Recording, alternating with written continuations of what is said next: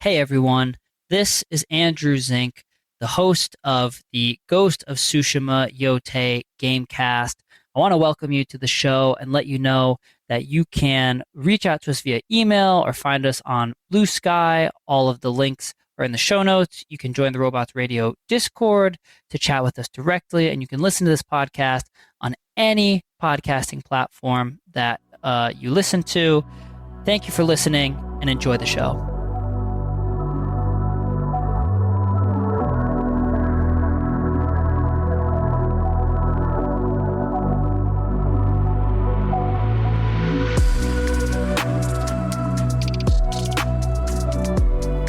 Welcome everyone to this special recording of the Ghost of Yotei Gamecast. I'm your host, Andrew Zink. Oh man, I'm so excited. We just finished watching the Ghost of Yotei gameplay release from Sucker Punch and Sony at the July State of Play. This is July 10th, 2025 that this happened. Oh man, this game looks amazing. I cannot wait to just dive into it. So that's what we're gonna do on this episode. Just dive into everything we just saw, talk about it, and just get so excited for this game. Oh man, yeah. So first thing I want to say, as soon as you click on the state of play and you see the intro clock timing down, and then it gets to 10 and it's counting down to 1 and then 0. Oh my god, I was just dying in my chair. I just couldn't wait. So that was awesome. So then the gameplay release opens up and it's just like Ghost of Tsushima, just some of the most beautiful atmosphere in a game any of us have ever seen. And it's a shot of a beautiful forest, and you're seeing Mount Yotei through the trees. There's sunlight coming through. The graphics looked amazing. Oh my god, the graphics looked just incredible.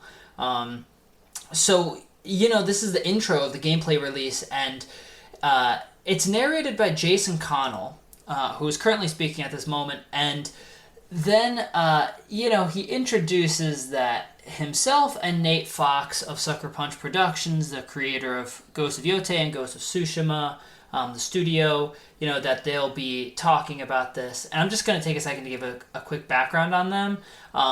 So they're both the creative directors for Ghost of Yotei. And Jason Connell was the creative director and the art director for Ghost of Tsushima. And Nate Fox was the game director for Ghost of Tsushima. So Jason says that it was an honor to work on Tsushima, and they're super excited for it.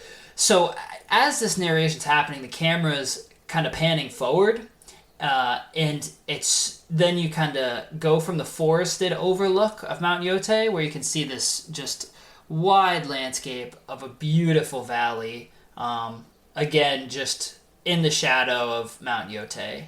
And oh my god. I mean, just seeing the landscape, I was like, I need this game right now.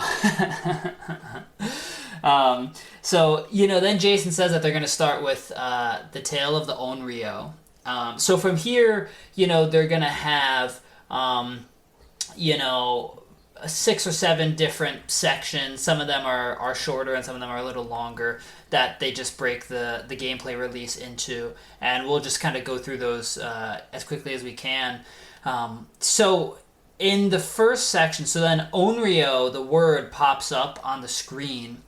And, it then gets blown away by the wind. And so right away, again, it's just making you think of Ghost of Tsushima, the guiding wind, and you just kind of see that everywhere throughout the game. So after Onryo, disappears from the screen, it then shows you a mask that, for anybody familiar with, Japanese folklore, is kind of associated with the Onryo. So we can call it an Onryo mask. And it's just on the snow, and there's some blood in the snow. It's just a really cool intro. So at this point, Jason, starts to introduce the story a bit, and he says that the people of Ezo, which is the region of Japan that this is taking place in, and that was its name for that time period. I'll do a deep dive into the history of the region and all of this, but for now we're just going to go through the release.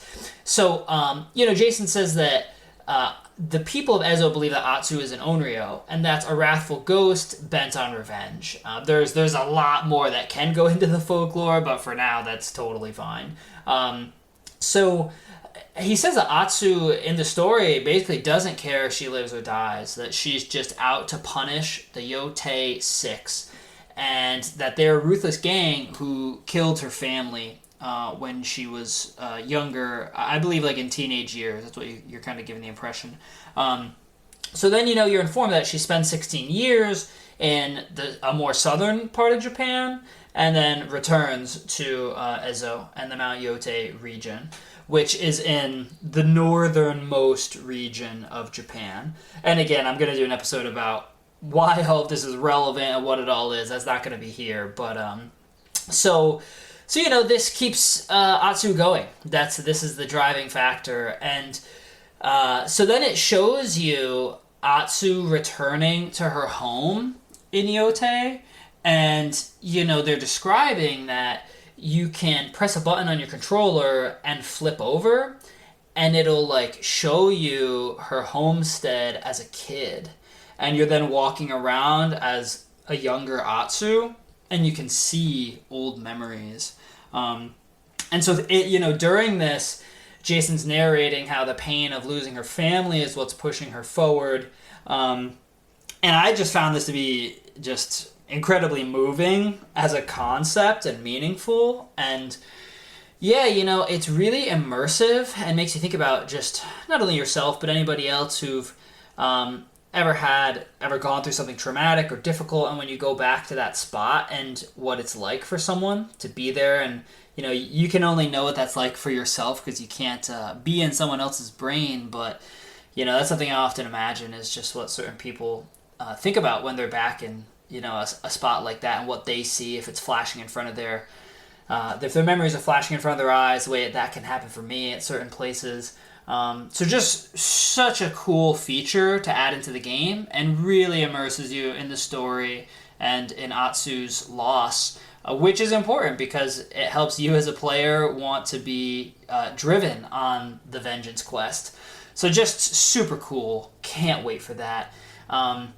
So then they say that, that the Yotei 6 are a really formidable group, and that, defeating them is a near impossible task, but, with each victory along the way, that the ghost story around Atsu will grow. And this is, it seems like this is a similar concept to what happens in Ghost of Tsushima, where, you get minor and major legend increases, and then as that happens, you unlock more technique skills, and you get points that, you can unlock different abilities in various parts of the game like that. So, kind of implied that some sort of system similar to that will be returning here, which is pretty cool.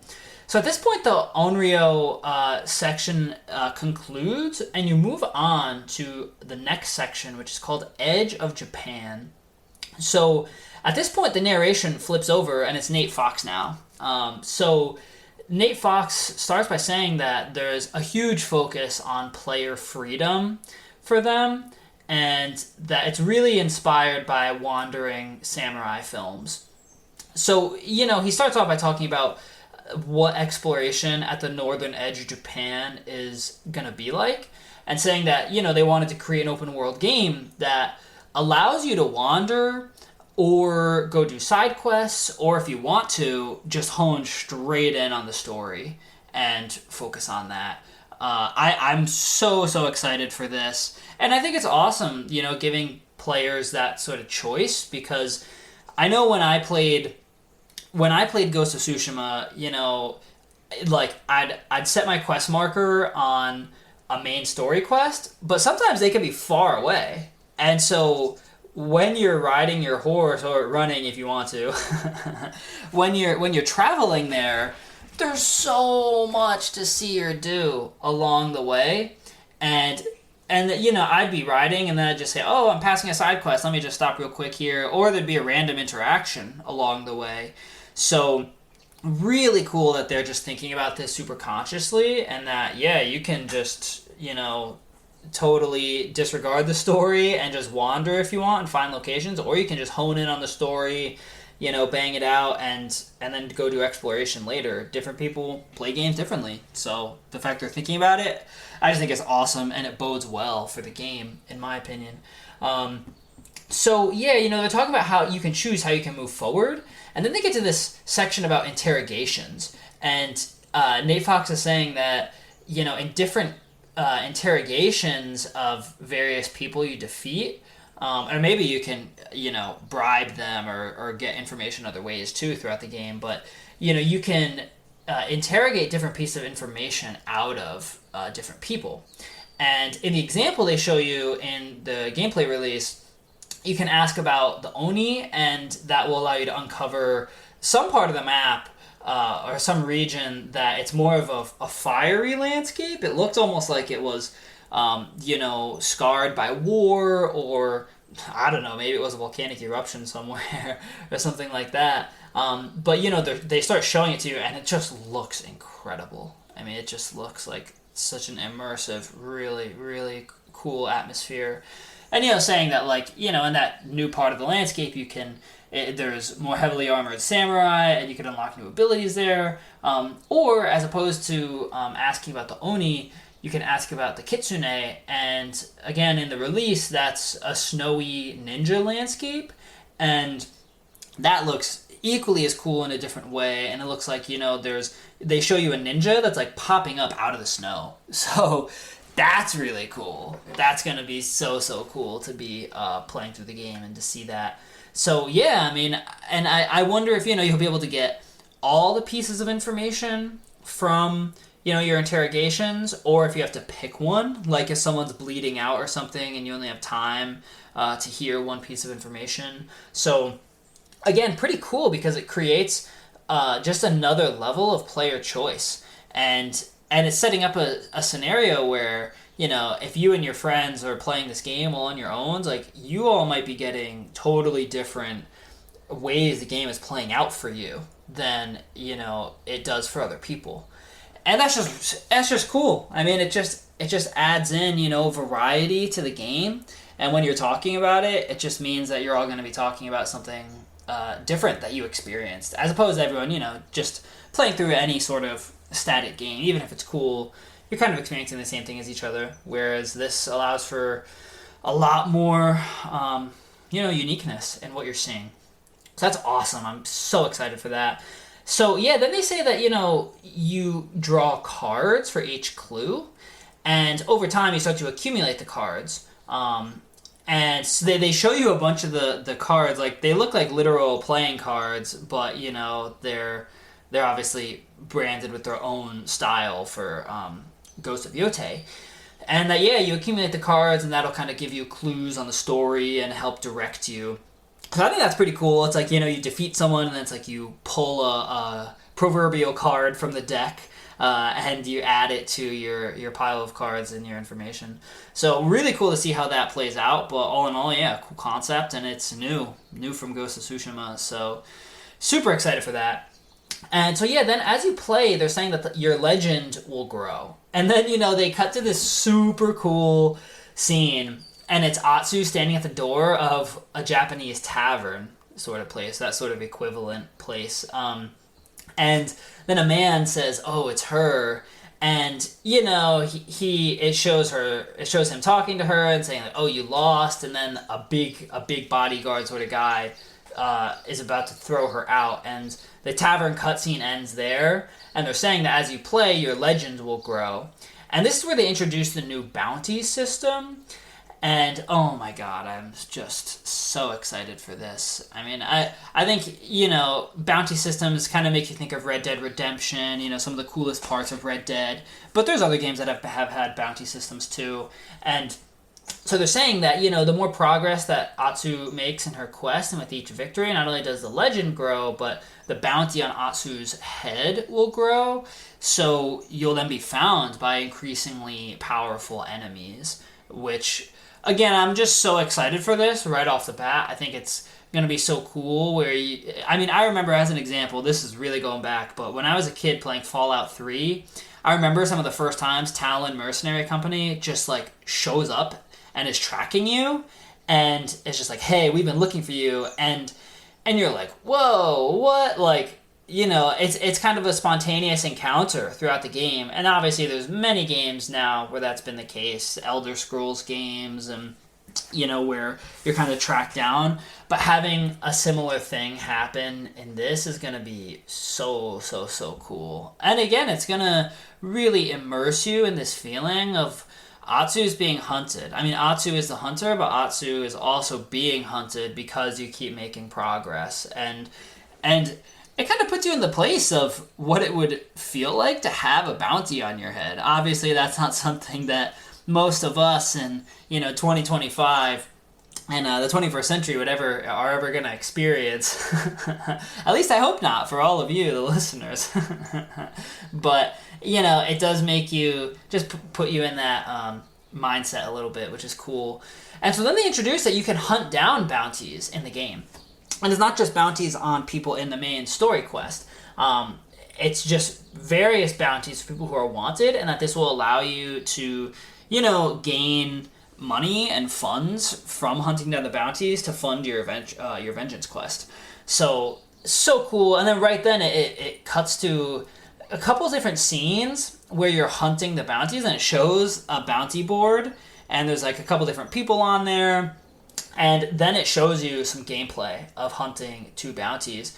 And so the first one, you're hunting down a guy named Black Powder Ippei, and it's this crazy, awesome looking scene where Ippei is up on a hill, and he has some sort of cannon or something like that, and he's like shooting at you with a couple guys, and then it shows you eventually you're up there and you're defeating him, and after you defeat him, they show you like the bounty being crossed off. And yeah, I'm curious to see if they're gonna have you, like if you have to go to a place to turn in the bounty to get the money, or after you kill him, if it's just like automatic, just for, ease of gameplay. I think I would like it if you have to, like bring back some sort of token or proof that you got the bounty, and then you receive the money, and that's when it's added to your overall fund balance.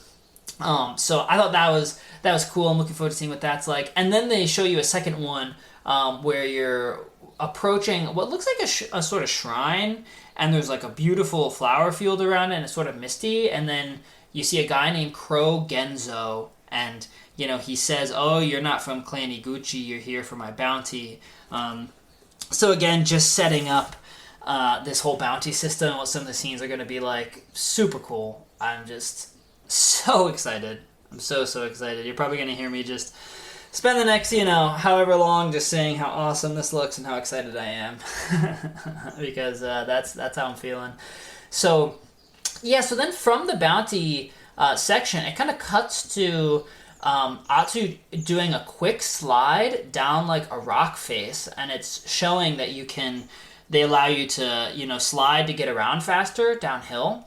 And then you jump from the slide, and it shows Atsu using the grappling hook that you see in Ghost of Tsushima, that you unlock in Act 1 with Jin Sakai. And then you jump, and it shows Atsu grappling up a big stone to look out from there. And then on screen, it says, in the release, it says, golden birds lead you to areas of interest. So, again, super cool. Another awesome feature from Ghost of Tsushima that they're bringing back are the golden birds, which as you're riding, the golden birds will just be flying, and then you can just follow them, and they'll lead you to side quests or, shrines of Inari or fox dens or just other locations, pillars of honor in Ghost of Tsushima. But it's super cool that they're bringing that back. It's just another one of the features like Guiding Wind from Ghost of Tsushima that not only is it unique, but it's so pragmatic, and it just helps you. It speeds along helping you find things. So again, it is exploration, but you're not totally lost at the same time either. So just great feature that they add in. Super cool to see that being brought back. And in this case, a golden bird is leading Atsu in the gameplay release to something called an altar of reflection. And here, they introduce the altar of reflection, and it's just, again, very, very classic Ghost of Tsushima, Yotei, most beautiful landscape you've ever seen. This altar of reflection is on top of this rock face you grappled up, and then you can just look out and see this gorgeous landscape and, underneath Mount Yotei. Again, it's just like casual, most beautiful thing you've ever seen, just everywhere you look in this game. And they say that the Altars of Reflection inspire Atsu and allow Atsu to unlock new abilities. So that's going to be super cool. In the release, they say you can just find them on your own, or you can buy travelers maps from merchants in the game. So that's super cool. That's going to be... And I'm curious to see exactly how that plays out, because in Ghost of Tsushima, you don't do that, but you also... I don't know. I felt when I played it, you didn't really need to do that. It's like you could just ride along, and they had question marks next to unexplored areas, and you could just, put your quest finder on the question mark. Or you could just ride into an unknown region, then again, the question marks will pop up on your map as you get into somewhat of a vicinity of them, and wearing the traveler's attire can give you increased visibility on the map of question marks, and so there's bonuses in your armor you can get in Ghost of Tsushima. I have no doubt they'll bring something similar back for Ghost of Yotei here, but really cool that they're adding in something like a traveler's map where, if you want to speed up finding something, you can. And again, that's just what it's about, right? It's all about just player option, because different people play games differently, and just make every option available. And the fact that they're doing that is just awesome. And again, I just think it bodes super well for the game. It's just going to guarantee that, there's different pathways for different people. And to me, that's just a recipe for success. So, yeah, that's really cool. And then, they move on, and they're saying that they're not going to rush you through the game. And at this point, they kind of transition to a new scene where they're showing you can use a spyglass that Atsu carries around, and you can spot things in any direction and then just head that way. And so at this point, they show you this absolutely gorgeous scene where you're riding your horse through a yellow, a golden field, and then there's a white flower stream. And something I noticed, they didn't narrate this, but something I noticed on the screen is as you're riding through the flower stream, there's a note that comes up, and it says when Atsu rides through flower streams, you get a speed bonus on your horse. So it was really cool. It was the golden field didn't have white flowers everywhere. There was just a big, just pathway of flowers sort of through the field. And it was just if you stay in that pathway of the flowers, you get a speed bonus. So not only is it just utterly aesthetically beautiful setting that up, but it's so cool that if you're riding and you stay in a flower stream, you go faster. It gives you an incentive to do it. And if you're ever on some sort of a chase, like you're chasing someone down or you're being chased, it's so, so, so cool, that you can know to use that to your advantage if you want to. So I thought that's just awesome. And yeah, as you're riding forward, it's kind of like you're riding towards a mountainous landscape, but it's also sort of foggy. It's sunny, but then you can see fog hanging over the mountainous landscape as you're approaching it from the golden field. So yeah, just again, utterly beautiful. Can't wait for this. So then, this is kind of towards the end of the Edge of Japan section. And, this section was mostly about exploration. And it then cuts to just a number of different totally gorgeous scenes. And, they're talking about just that they want the players to follow what gets you excited, as opposed to just checking off quest boxes. And hey, if you want to play the quest, you can. But I just thought that was really cool. And, they say, let the guiding wind guide you. And this is where they kind of, formally, officially show you that the guiding wind is returning to Ghost of Yotei from Ghost of Tsushima. And it ends with this awesome nighttime scene of Atsu on her horse under the stars with the guiding wind blowing past. So yeah, I mean, oh my god, for the exploration section, this looks incredible. I'm scared for how much time of my life I'm gonna spend playing this game, and just, oh my god, look at that tree, look at these flowers, oh my god, this stream is amazing. Like, I'm gonna have to tell everybody I know that they're not gonna hear from me for a little while. So yeah, at this point, Edge of Japan wraps up, and they move on to the next section, which is Mastering the Blade. Oh man. So at this point, it is now, Jason Connell who's back to narrating, and he says that Atsu is always armed and that Ezo is dangerous.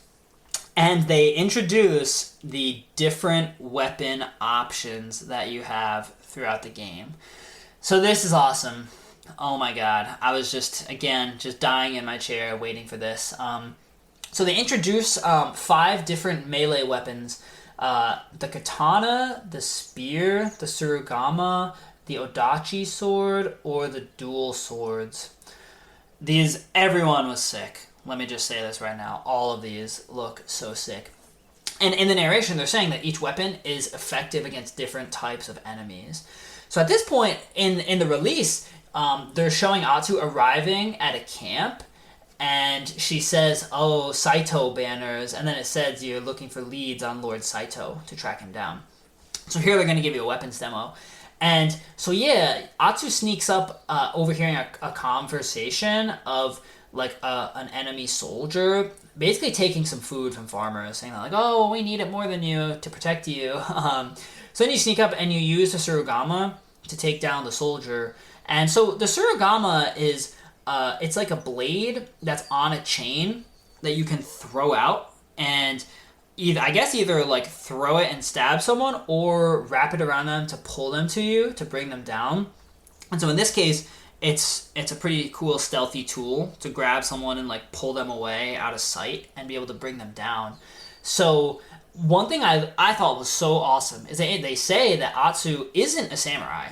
That Atsu is not a samurai ninja, but she is like a paid mercenary and will just use, to quote the release, any dirty tricks that she can to win a fight.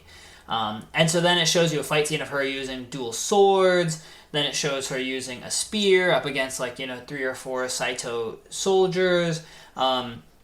So I thought this is so cool. And again, they're introducing that this is different from Ghost of Tsushima, where Jin Sakai, kind of one of the main parts of the story is that he was raised as a samurai. He follows the code of honor. The very intro to the game is Lord Shimura nobly confronting the Mongols, saying, we are samurai, we believe in honor, tradition, respect. These are our guiding codes, and they show you that the Mongols do not follow that at all. The Mongols do not have a code that they're trying to follow.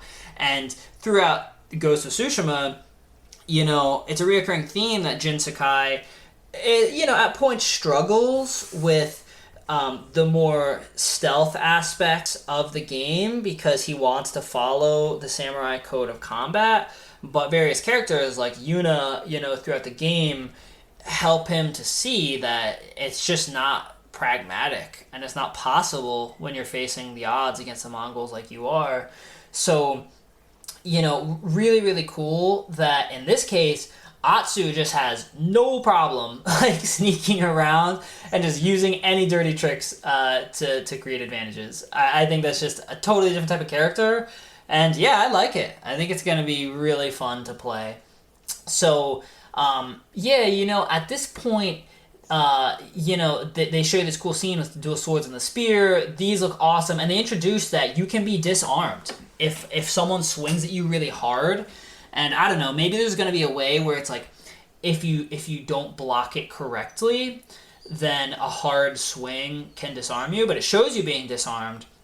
And then it says that you can disarm enemies with kicks, or again, certain swings. If there's a mismatch and you're using a stance that they're vulnerable to or something, you can disarm them. So just really cool, again, that they're adding in new types of combat and new functions for it. So then they show you being charged by a big grunt sort of enemy. And again, this exists in Ghost of Tsushima. And this is where they say you use the huge Odachi blade for these big grunts. And this looks just awesome. I mean, oh my god, like...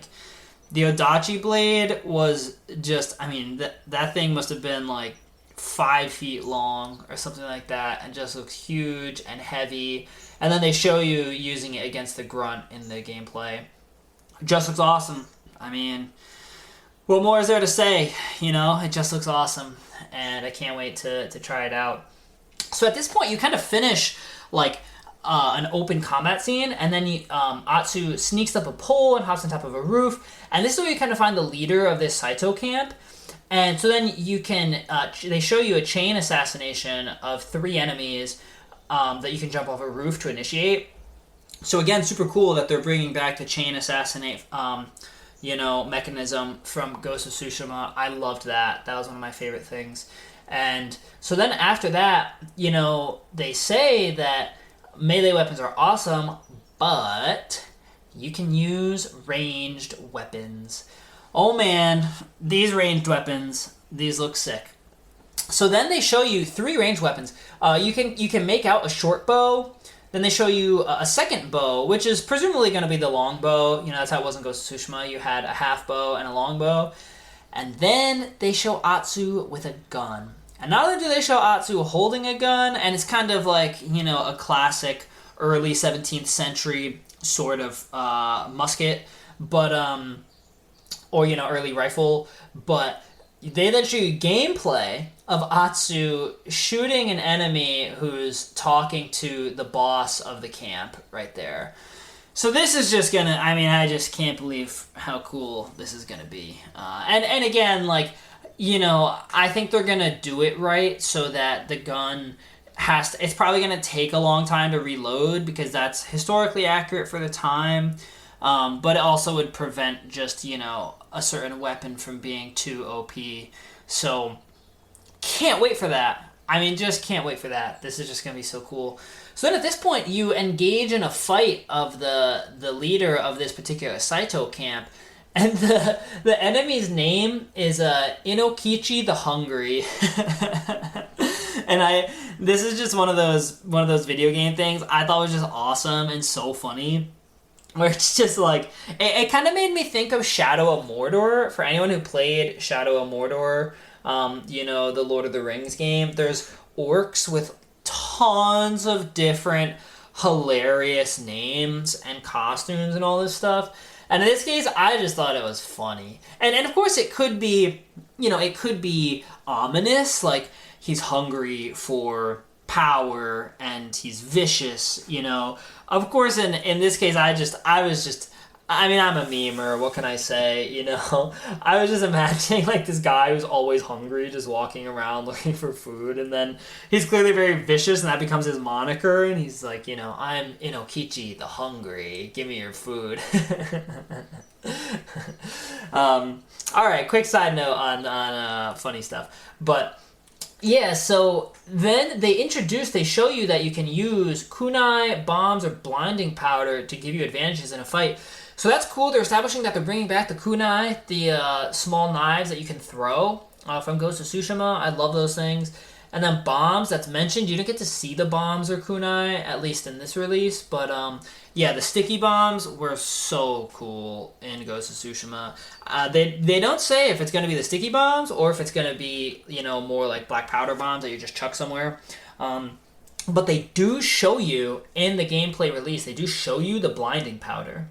And this was super cool. It's like a pretty quick... it shows you it's like a dust that flies out, and you're using it against Inokichi, and it blinds him, and then it shows him stumbling back. And then, it gives you a temporary advantage, and you can get a couple hits in, press the advantage, and that's the thing. That's what's cool about this series, and I have a feeling they're gonna, continue this in Ghost of Yotei. One advantage is all you need with that type of precision. If you, the player, are good enough at playing the game, then you could use like a devastating combo or something in that moment after using the blinding powder, and maybe bring the fight to an early close. And again, that's a player choice option, and just so sick that they're opening up player choice here, just giving everyone different ways to get through different fights. So that's awesome. And then, they say that when enemies switch weapons, you have to adapt. So that's so cool. They're showing you that enemies will switch weapons in fights, and that you can too. And it shows Inokichi switching to a spear. And then, they introduce that dual swords are best against spears. And, hey, it's a gameplay release. They show you the gameplay, and they show you the dual spears against the swords, and that works best. And eventually, you defeat Inokichi, and it shows Atsu, having him on the ground, asking him for information about where you can find Lord Saito. So just totally sick scene at the Saito camp. Really, really cool that's in the release. And then for the final part of Mastering the Blade of this section, they introduced companions, and they really just introduced the wolf, the mysterious wolf that's going to follow you. And they say that there's going to be several companions throughout the game. So I think, come on, like you get to run around with a mysterious wolf companion. Oh my god, this game's just going to be amazing. And then it shows you what looks to be exactly like a standoff from Ghost of Tsushima, where it's like, you're waiting as you're like surrounded, or an enemy comes around you, you're surrounded by enemies, and you just hold triangle button, and then, as an enemy approaches you, you wait for them to attack first, and then you can one-hit kill them. But in this case, it's you and the wolf has your back, and then it shows you like doing a double standoff and taking down two enemies with it. So yeah, that's going to be amazing. Of course, again, I grew up playing Fallout 3. That game, taught me how to play video games. And Dogmeat is just an all-time companion in a game. And as soon as I saw this, I was just like, yo, you get Dogmeat. Oh, my God. So I can't wait for that. That's going to be so cool. And then, yeah, that standoff scene is the end of Mastering the Blade. So, oh, my God. All the combat looks amazing. More options, more weapons, and being able to switch weapons. And one thing I thought I saw is picking up enemies' weapons. If you get disarmed, obviously, you have to rearm. So that's going to be so cool, where it's you can get disarmed and then pick up a brand new weapon off the ground, kill someone with it, drop it, pick up something else. And it's just this is just going to be amazing. Just adding in so much new stuff. I can't wait. So they move on to the next section, which is Under the Stars. And right away I was like, what is this? I'm like, what does that mean? So then it goes back to Nate Fox narrating, and he says that you can set up camp under the stars of Ezo. And it shows Atsu sitting around a campfire, with a camp set up, and then it shows a peddler who comes up to the camp and says, hey, can I share your fire? And then it shows you some real gameplay of the peddler sitting across the fire from you, and Atsu asks what he's selling, and he says, I'm selling a mask with an unpredictable nature of the previous owner. It sounds very mysterious and ominous. So just cool that they're introducing that, that you will then have different options of purchasing items, but also, I can only imagine you're going to come across different travelers and people who will tell you stories, give you quests, and just such a cool part of the game. Odds are you're probably going to be ambushed at your camp too. And one thing the camp aspect made me think of was actually Baldur's Gate 3. That was one of my... It's going to be a funny thing to say as one of my favorite parts of Baldur's Gate 3, but the camp was one of my favorite parts of Baldur's Gate 3. The number of times you just, you're going to rest and you go to sleep, and then it's important quest stuff happens, where it's someone shows up at your camp, or you have a dream, or someone visits you in a dream, and just so cool. Because even when you're resting in Baldur's Gate 3, it makes you think that something's still going to happen. Even when you go to rest, you're going to have something cool happen. And so the same thing is going to be the case in Ghost of Yotei, which is just so cool. And again, in Ghost of Tsushima, Jin Sakai you don't ever really rest. You just kind of ride around. You never see Jinsakai eat or sleep or anything. And again, like, there's some games where the realism is part of the game, like in Red Dead, that's sort of the case. And other games where it's like, you're trying to play the story and you don't want to be too bogged down by, like, having to eat or go to the bathroom. But, so then they show Atsu at the camp, and Nate Fox is narrating and saying that, Atsu rests at camp. Camp is a good place to play the shamisen, which is a string instrument. And then it shows Atsu cooking a fish, and saying that you can cook to get ready for a fight ahead. So that's really cool. And so then they end saying that the camp is designed to bring important characters to you. And I thought this was really cool, and it's showing you that the game is coming to you. So yeah, can't wait to experience that part of the camp and just everything that's going to bring. And so at this point, they introduced the wolf pack function, and they're saying that kind of functions as the journal, in place of the journal from Ghost of Tsushima. And so then they show you in your menu, it shows all the characters standing, looking just cool as hell in the wolf pack, and it says that Atsu will assemble her own wolf pack, and then you can select them. You can select each character in the wolf pack to view quests, or to show you if they have a unique weapon available, or a trade, or a sale, so you can go visit them to go see that, or some sort of piece of information. So just the whole wolf pack theme and the whole wolf theme, really cool. And it's awesome that they're establishing that the game is going to come to you.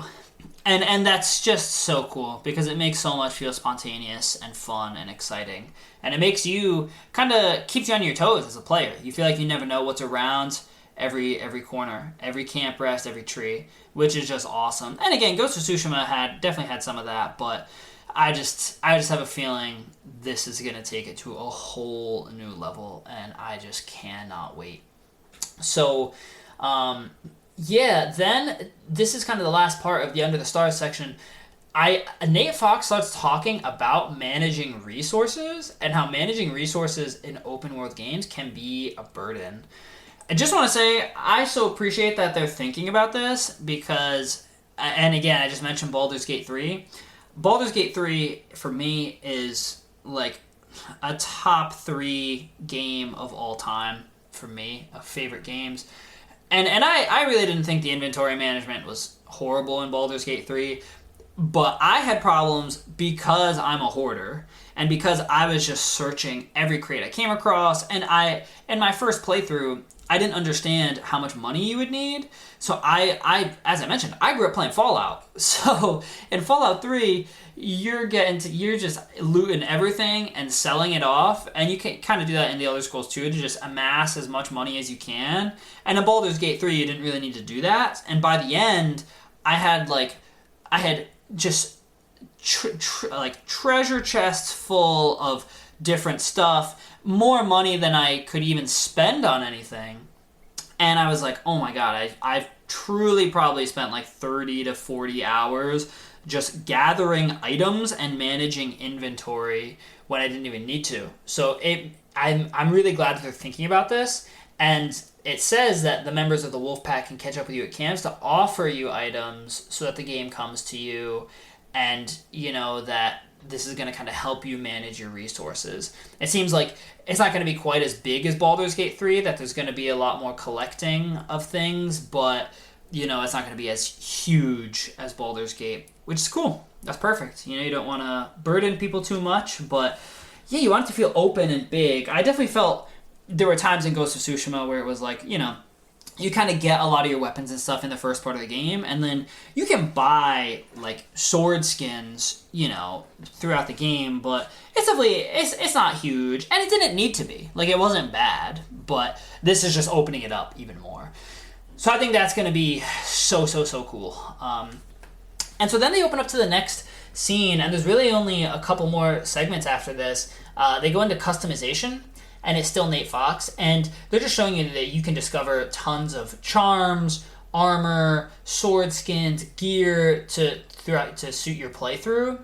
And, then they're saying that, like, however you choose to play the game, stealth, ranged, or melee in combat, you can, customize your charms to match that and customize your different armors and outfits and the effects you get from them to go along with that. So again, I mean, that's very similar to Ghost of Tsushima. There's lots of charms in Ghost of Tsushima. I have a feeling, again, that the charms and everything are going to be vastly opened up even more in this, and that's just going to be awesome. And then they kind of just go through like a cutscene of showing Atsu in like so many different types of armor, different masks, different shoulder guards. Some of them are like samurai armor, others is more traveling attire.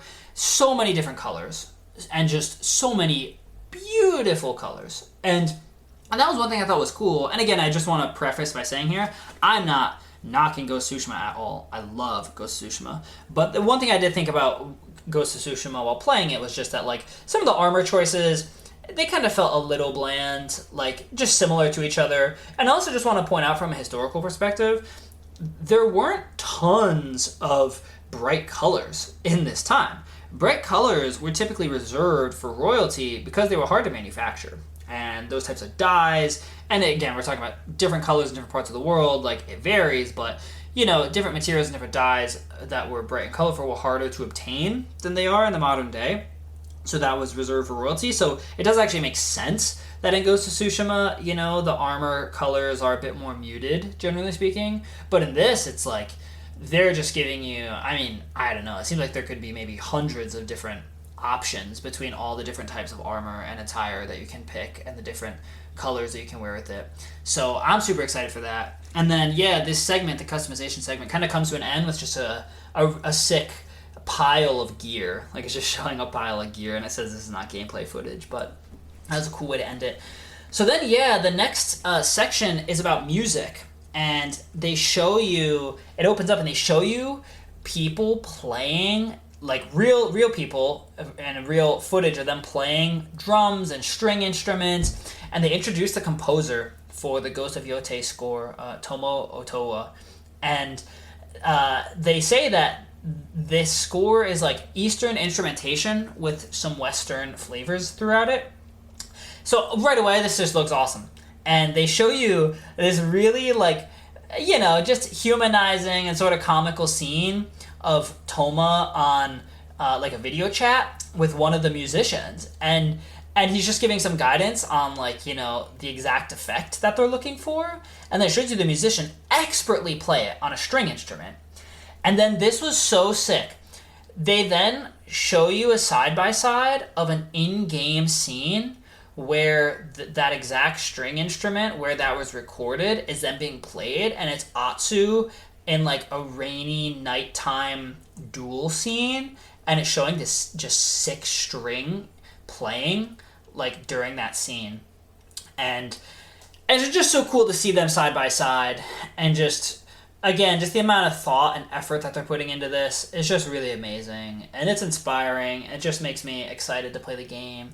And then they say that they released two tracks from the soundtrack Long Stay to Play. I'm probably going to listen to both those tracks and then release like a 15-minute episode just about them. Because what can I say? I love these games and I just want to talk about it. And yeah, I have a feeling, it's important, the types of instruments they're using, and that it's, that they're really aiming for accuracy of the instruments in the time period, and the way that the sounds can influence how you feel about the story. So I just want to talk about that. So that's the music scene. The customization and music segments were pretty short. And then, really, this is the final scene. They go into special modes, and, they say that they're bringing back the photo mode, and that the digital photography aspect, and again, it just looks sick. They just start running through all these different scenes and settings you can take photos of, and saying that they're looking forward to people, what they do with the photo mode. And then they're saying that to really immerse people in the samurai movie and the world, they're once again offering a full Japanese voice track like they did in Ghost of Tsushima with English subtitles, if you really want to be immersed in what it would be like. And I think this is so important. Not only do I think it's awesome for immersion, but there's so many times where, as an example, here's one, the HBO show Chernobyl, awesome show. Limited series, 5 episodes, but incredible show. But that's just a good example where it's like, it's taking place in Russia, and they're, speaking English the whole time, and it is kind of just like, I just for me as a historian, whenever I'm watching any media, I'm just like, well, they wouldn't be speaking English, and I get it. They're making it so it's easy for people to consume, but again, it's options. They're leaving the options available for people who want it, and it's so important, especially for Japanese players of the game, to have an option to hear, their own native language in their own native land, and just the fact that they go through the effort to include that. It's just awesome. It's just really cool. And yeah, I'm excited by that. So then they say that they're partnering again with the acclaimed director Akira Kurosawa for the Kurosawa Black and White mode, which they had in Ghost of Tsushima. And then they show you just, again, tons of scenes of the Kurosawa mode playing out through the game. And I have to say, I haven't tried it yet in Ghost of Tsushima. I'm definitely going to. I think I did a first playthrough where I saw the color. A part of me doesn't want to lose all the beautiful colors that they put in the game in the Kurosawa mode, but that's why, hey, you play the game once or twice and then you can try it again after that. So, yeah, excited to try that, excited to bring that back. Again, more options. More options doesn't hurt anybody. And then they say they wanted to honor 2 more influential directors on the genre. And they introduced Takashi Miike, who is director of something called 13 Assassins. I haven't seen that, but I'm going to check it out now. And they say that this mode, it's a mode that will put the camera closer in combat in the game to create more intensity, and that it'll show greater blood and mud splatters. So again, it's going to be super cool from an aesthetic gameplay standpoint to check that out. But just so cool that they're honoring, another person. And that's how it often is, right? Like in a genre or a specific person in history, even if they're influential, they've often been influenced by other people. And there's been other people who have contributed to various movements. And so just so cool that they're trying to expand that beyond Akira Kurosawa to include Takashi Miike and honor that style. And then they also introduced Shinichiro Watanabe, director of Samurai Champloo. Again, another piece of media I'm not familiar with, but I'm definitely going to go check out. I'll probably end up doing an episode about it, honestly. And hey, if you want to know what those things are, then you can check it out. But they say that you can turn this mode on to incorporate original lo-fi tracks throughout the game. So yeah, they had Watanabe record original tracks that you can have throughout the game. I definitely encourage everyone to check this out in the release, because lo-fi music, it's kind of, I love music and I'm a music junkie. It's kind of hard for me to describe, but the best way I can describe it is it's almost like the coolest elevator music you've ever heard in your life.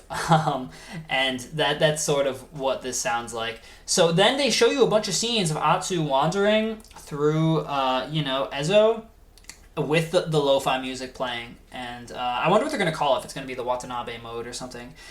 Yeah, so just again, it's just another option. I mean, cool. Who cares? I mean, more and more options. I mean, who's going to complain about that? So, yeah, and then one of the scenes I just want to point out, there was a beautiful purple field. Just this field of beautiful purple flowers, just utterly gorgeous. My jaw was just hanging open as I watched this. So, yeah, that's then the end of the special mode sequence, and they kind of wrap up the gameplay release at this point, and it's Jason Connell who speaks in the conclusion, and they start to show you this super sick sequence, which you kind of can't tell what it is at first. It's like it's like molten lava or iron running through a track. It almost reminds you of like the Game of Thrones intro, where it's like, a fire connecting everything, or I think that's House of the Dragon actually, but so then you're like watching it, so you're kind of wondering what's happening, and then it zooms out to show you this absolutely gorgeous PS5 that they introduced as a limited edition bundle for Ghost of Yotei that is gold, and then there's a second option, different color too. And they were just doing like a 6 cinematic introduction for that. So that looks amazing. That looks so cool. And at that point, yeah, they officially wrap up the gameplay release and say that it's releasing October 2nd, 2025. I don't know how I'm going to last 3 months waiting for this game, but we'll have to. And yeah, all in all, I mean, how can you not be excited for this? And how can you not come away from this release just feeling like this is going to be totally incredible and that this is going to open up so much for the Ghost series?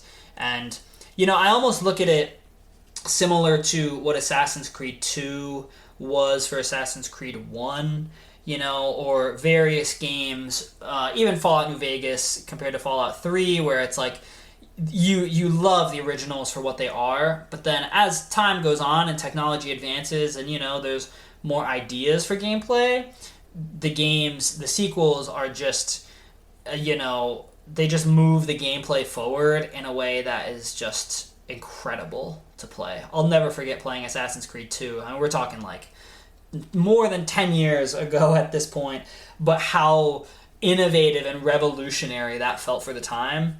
And I have a feeling there's going to be the same thing here, where just with the camp scenes, the combat, the different types of weapons, the switching weapons, you know, there's going to be so much that is going to feel innovative and new. So I'm super excited. I just want to shout out Sucker Punch Productions, everyone working on the game. Shout out Sony. This was an awesome release. I thought they did a fantastic job with it. I am super excited. I'm going to be releasing more episodes on this podcast about Ghost of Yotei and the things we know, and just talking about some of the background, various things. You'll see that coming in the coming weeks. And we're also releasing our various episodes about Ghost of Tsushima, and we're finishing that up as well. So I just want to thank everyone for listening. I hope you guys enjoyed the gameplay release as much as I did. I would love to hear from you, the listeners. Again, you can reach out to us on the Robots Radio Discord, send us an email, find us on Blue Sky. We have a Ghost of Tsushima Yotei Gamecast Blue Sky account, and hey, if you hit us up, I'll answer and we'll talk. So that's super cool. Yeah, let me know what you think about this. If you have any ideas, or you want anything mentioned on the show, once I have time, I'll try and get there. But yeah, I hope you all enjoy this. This is really fun. I'm so excited. I'm excited to be on this journey with all of you, the listeners. This is only the second podcast I've ever done. And the first podcast I've ever done for a game that Ghost of Tsushima that's actually out, and then Ghost of Yotei that's coming out soon. So this is an adventure for me too, recording this and doing it with all of you. Thank you all for listening. This is really cool. I can't wait for our next episode. So until next time, everyone, I will talk to you soon.